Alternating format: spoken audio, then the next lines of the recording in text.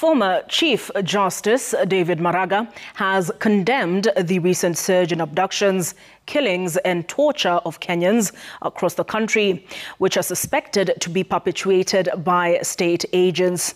In his New Year message to Kenyans, Maraga criticized the violation of the Constitution and called for the immediate release of those held unlawfully.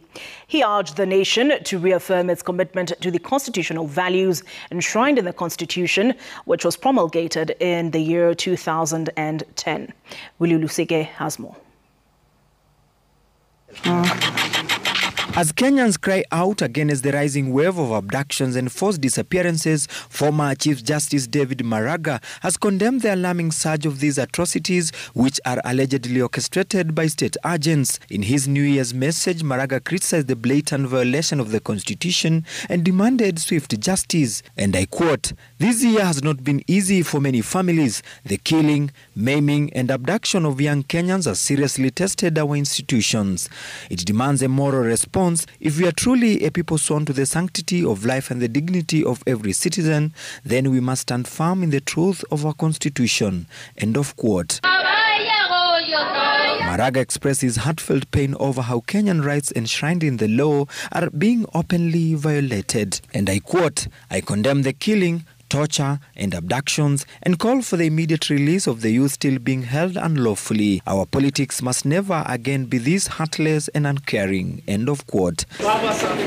He urged the nation to reaffirm its commitment to the constitutional values and justice enshrined in the Constitution of 2010. He also linked this vision to the June-July 2024 national demonstrations, popularly known as the Gen Z protests, which he described as a collective effort to address systematic injustices and the neglect of public concerns. And I quote, "The cries of pain and outrage we saw this year was sparked by the erosion of basic dignity and economic mismanagement. We must urgently address the decline in vital sectors such as education and health. We must reset the economy to create decent jobs for our youth and restructure our tax regime to guarantee fairness and the sustainability of the tax burden. This is possible. The country has done it before and it can do it again." End of quote.